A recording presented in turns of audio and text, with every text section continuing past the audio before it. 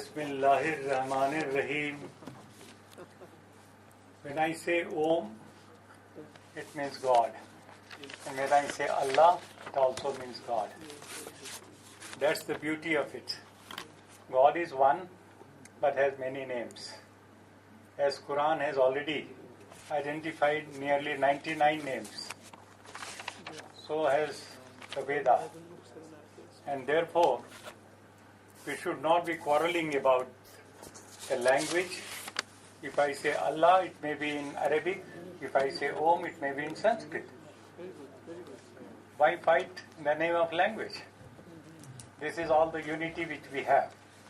The biggest unity which we find in the Vedas and also in Quran or in Islam is Tawheed.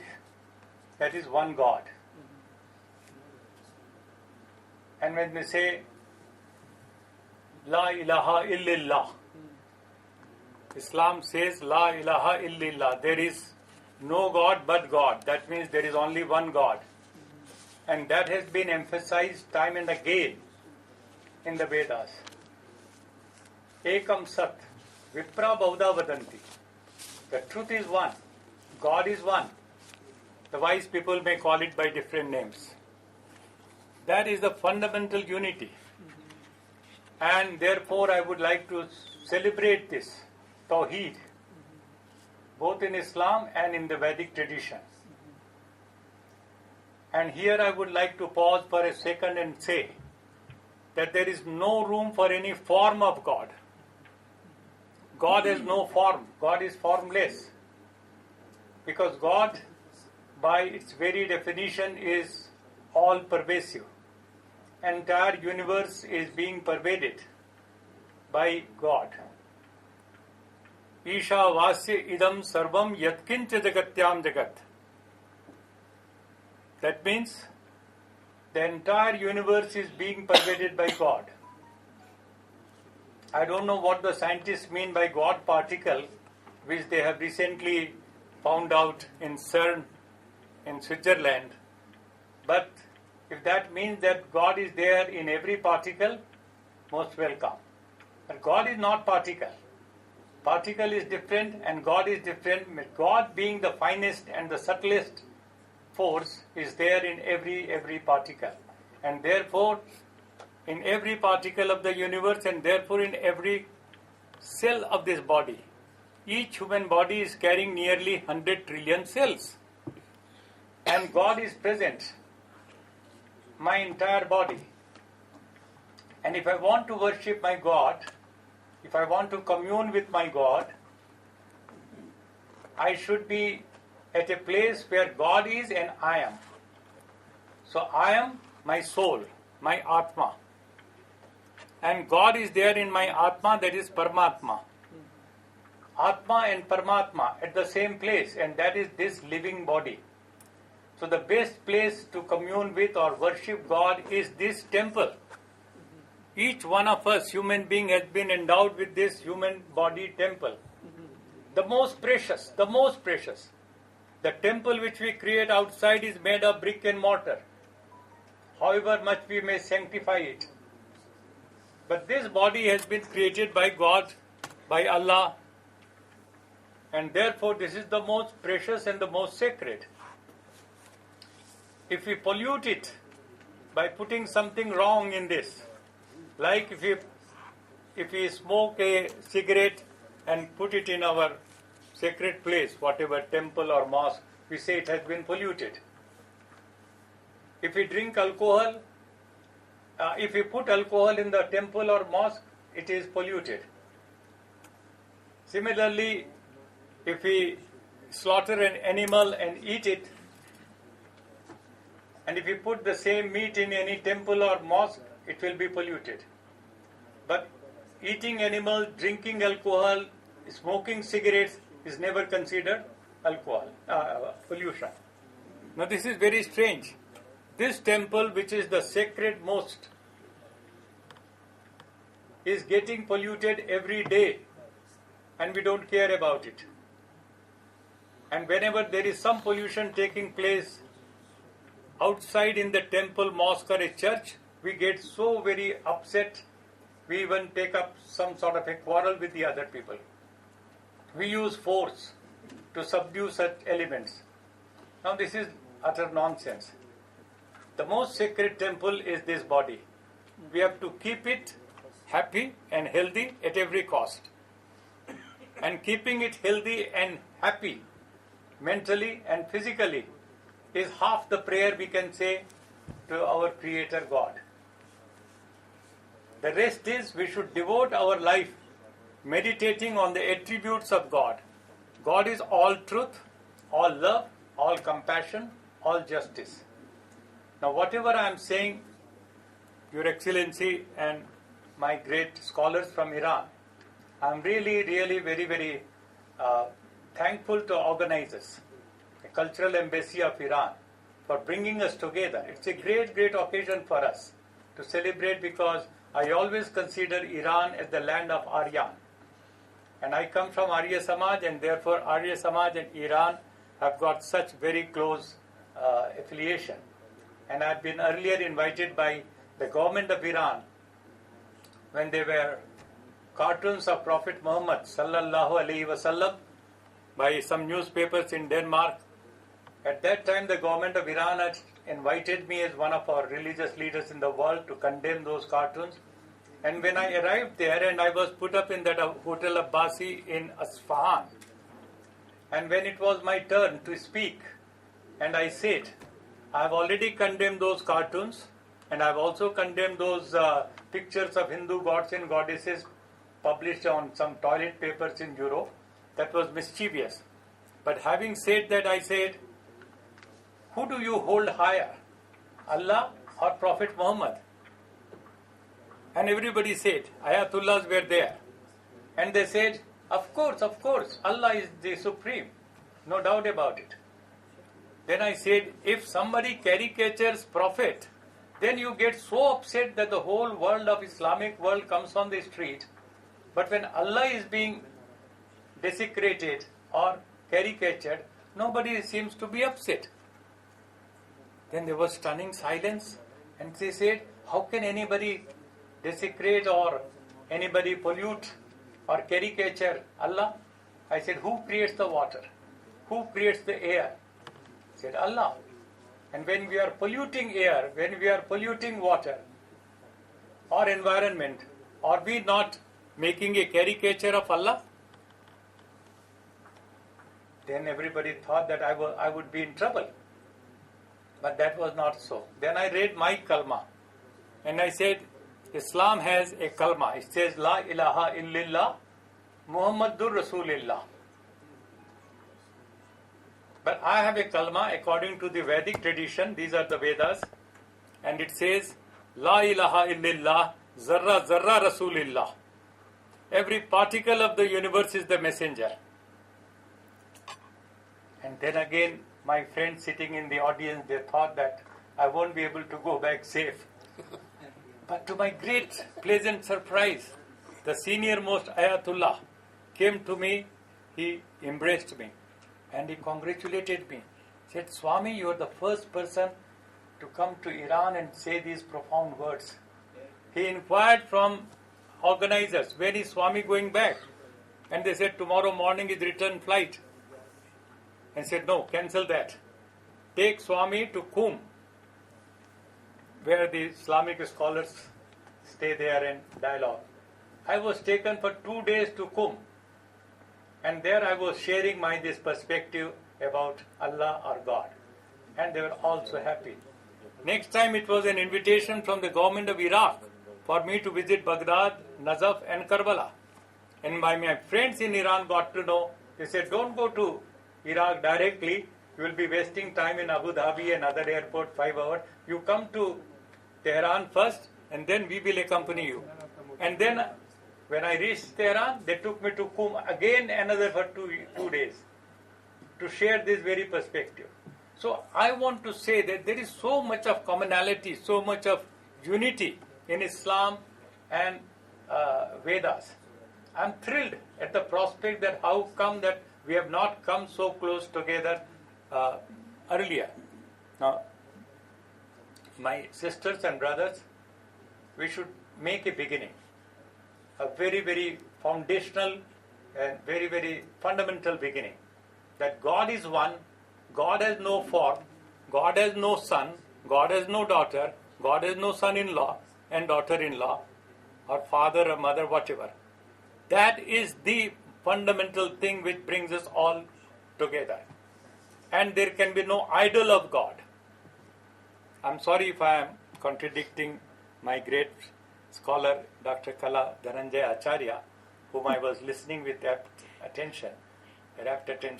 But what I'm trying to say is, Vedas clearly enjoin upon, they say, Na tasya pratima asti yasya nama desha. There can be no image, idol of God or anyone who is considered to be the supreme. So there can be no idol.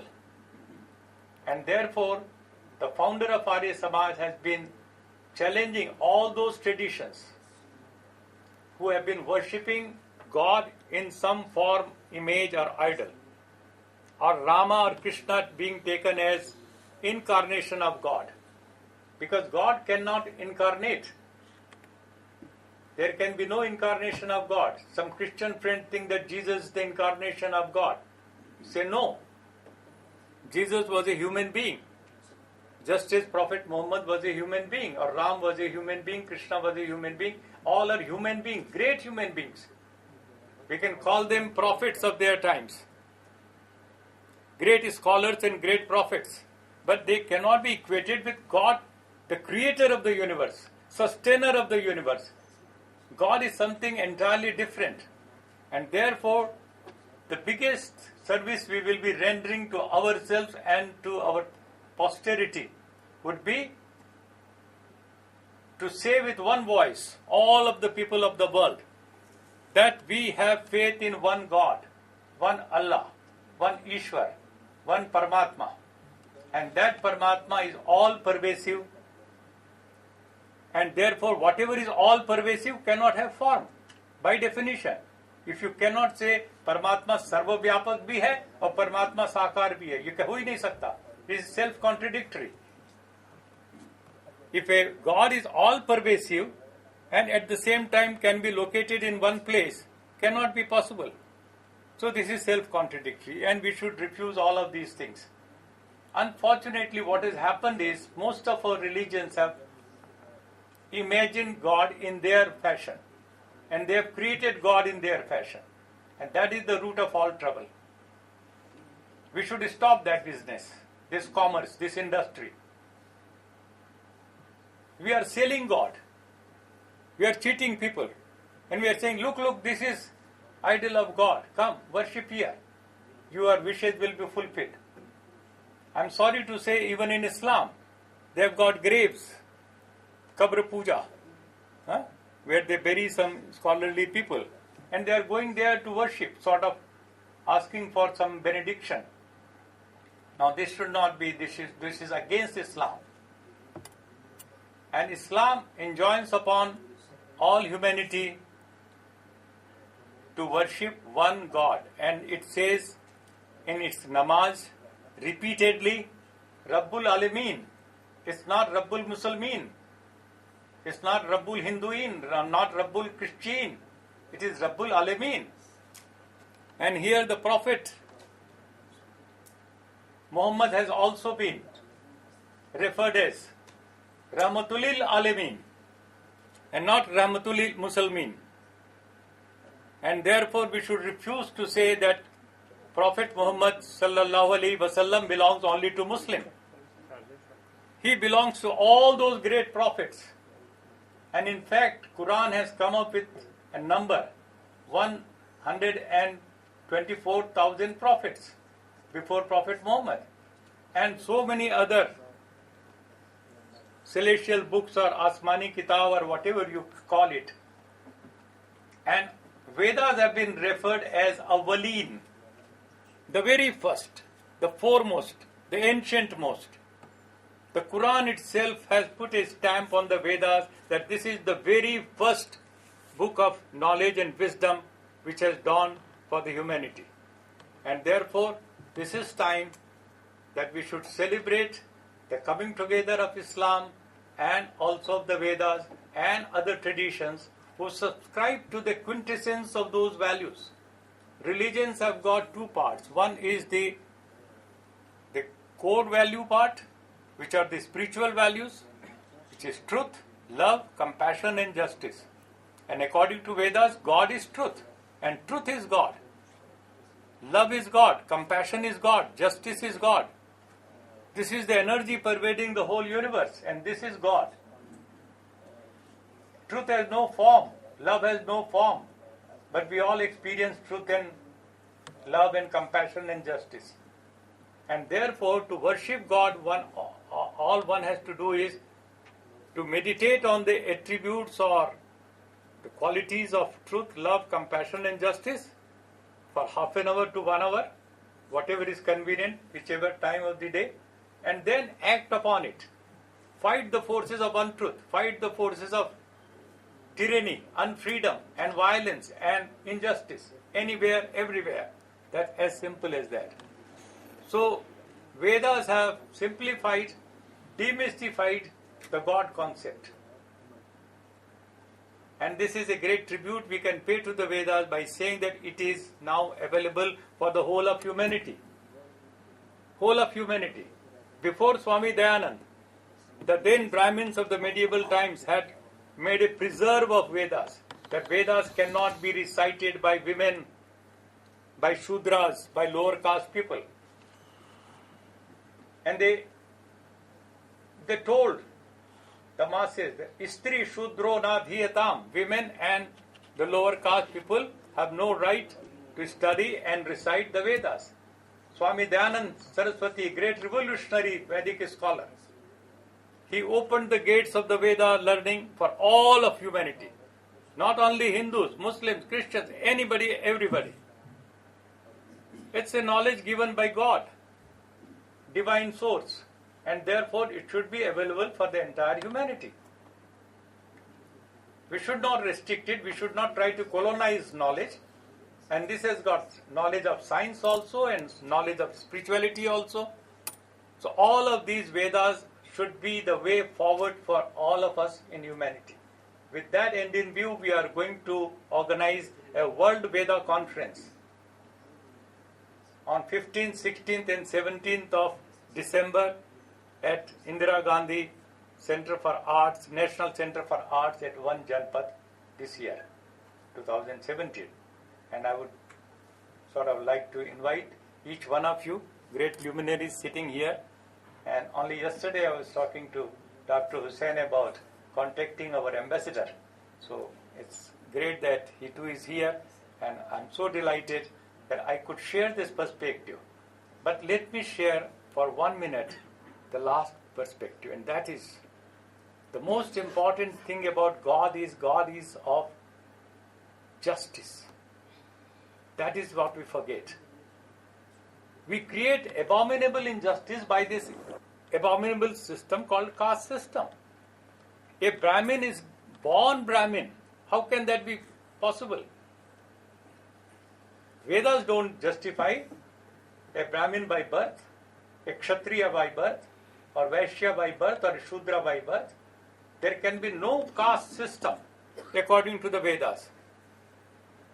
And it is illogical, abominable, it should be made unacceptable completely. It is inhuman system. It's diabolic. Caste system is the most diabolic system ever invented by any human society. Indian Constitution does not recognize it. The United Nations Charter does not recognize it. But in India you will find all, the systems which are working, including the political party system, they are working on caste system. And this should not be acceptable. We should promote inter-caste, inter-religious marriages, and therefore create one human family. One human family based on equity and justice. No one very rich, no one very poor. The rich and poor gap has also to be sort of bridged. We should not allow this gross inequality which is now today ruling the roost in the world. 1% of the world people are controlling nearly 80% of all the wealth of the world, 1%. And the remaining 99% have to do with only 20%. Now this is something unacceptable. Vedas do not allow this. Vedas say, Samani prapa sahvo anna bhaga samane yoktre sahvo yunajmi samyancho agnim saparyatara nabhim ivabhita. That means all the natural resources belong to human beings. All. We have an entitlement. We cannot allow in the name of globalization, privatization of natural resources, of mineral wealth, of forest wealth, of land and water resources. No. They are making profit and they are profiteering out of it. The multinational corporations are destroying the planet Earth for their greed. This we should stand up against, according to Islam and according to the Vedas. If we don't do that, we will not be able to serve our people properly, because poverty is increasing, inequality is increasing, and we religious people who subscribe to these great spiritual values are keeping silent. No, this is our great duty today, to raise our voice against caste system, against all forms of gender inequality. Men, women are equal in every respect.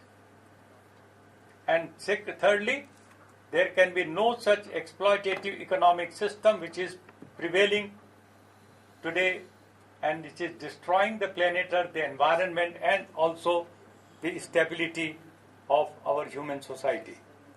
Now, these are some of the salient points which I wanted to raise. If there will be some questions, some time for question answer, it will be more welcome. And I think that we should deliberate on these issues and be serious about it. Just not be goody-goody about. Most of these interfaith conferences don't end up taking us forward. They just become one-time event and we get stuck up. The society is suffering the same way. The women are being subjected to all forms of indignity. In my country, I am ashamed to say, one of the biggest sin we are committing every day is female feticide. The girl child is not being allowed to be born. It's being killed in mother's womb. Why? A girl child is as sacred as a male child. Many women are being burned to death in the name of dowry. And the religious leaders are not speaking up, because they don't accord same status to male and female. Some of our religious practices, I am saying, not the Vedas. The Vedas say all are equal. Men, women equal. All human beings equal. And we don't recognize so much of difference between a Hindu and a Muslim. I am sorry to say, we are all human beings. Insaniyat. That should be our mazhab. That should be our religion in the true sense. Humanity should be our spiritual approach. And with this, I thank you once again, all the organizers, and I think that by the end of this conference, you will come up with some action plan. It's not just blah blah between some scholars sitting here, but out there on the street, in the fields, in the farms, the poor are fighting their daily battles. How are we relevant for them? How is the Veda relevant for them? How is the Quran relevant for them? And the exploiters are ruining this planet Earth. The so-called, I'm sorry to say about this, biggest country of the world or the biggest power on earth, that itself has become a threat for the future of humanity. And every day we are hearing about going back on the Paris Agreement and going back on the Iran Agreement and going back on this and that healthcare system. No, this is not the way we should just suffer in silence. We have a bounden duty given to us by our Creator God, Allah, that we must speak up. We must challenge these forces. We will not keep up with this nonsense. Thank you all very much. Thank you, Professor. But religiosity also may have some sort of psychological spirituality. And when we talk of spirituality, it means not only fundamental unity of all human beings, but also of all existences. This is the Vedic wisdom. and I hope this also is the wisdom propounded in the Holy Quran. Swamiji, we have time constraint, and there are many other erudite speakers, so we won't have time for discussion. Swamiji, Swamiji, how if you say there is no pratima and all that,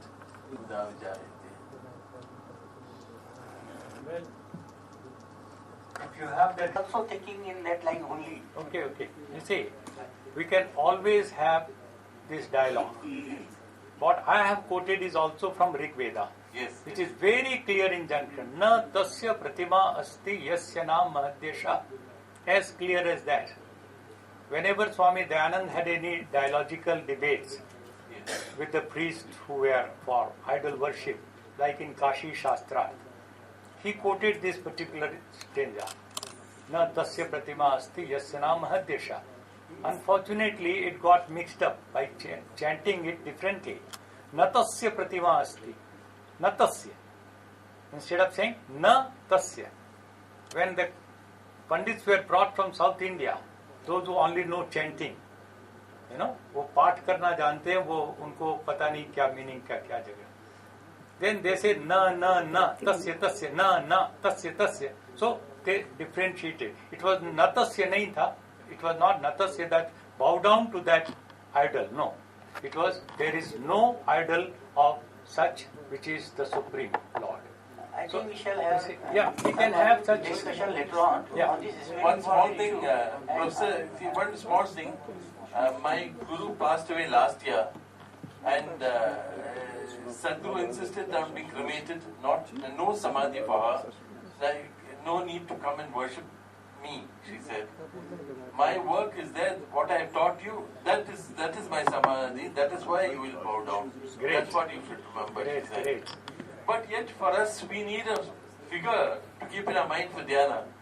So we keep a picture with us in our hand. No. So similarly, so it's a representation. The Guru had a form. Guru was a physical person. Shankaracharya was wise enough to make a distinction between Paramarth and the Vyavahar. From the Vyavaharic point of view, it is useful, needed, but then it should be cautiously, judiciously adhered to. Anyway, so one small point I want to make. You told that God cannot take form. When you add something cannot to God, then you are polluting the concept of God. Kartum, akartum, anyatha kartum. I can do possible, impossible, possible. So that it cannot itself pollutes the concept of God. Purupayate forms. निर्माण शक्त्या गुरुरूपत्वं गच्छति एतदीशनमीशस्य this is the lordness of the lord that he can do it and purnamada purnamidam this Karyabrahm is also like that And na tasya pratima vidyate means there is nothing equal to him. he is fearless. Okay. You see, now I'm so delighted that so many points of views are emerging. And this is the real thing, this is what we should come together with more time at our disposal. Unfortunately, the organizers are getting embarrassed because there is lack of time.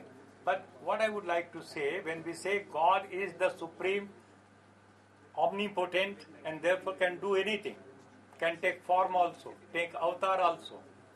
To this, Swami Dayanand raises a question. If God is all-powerful, can he create another God who is more powerful than him? Swamiji, we shall have some seminar on this topic later on. Can God create a big piece of stone which he himself cannot lift? Sir, he is not a Pratima, but he is the Bimb, is the original form. We will have a discussion separate in a separate seminar. This is a very important topic to be discussed. We shall have definitely.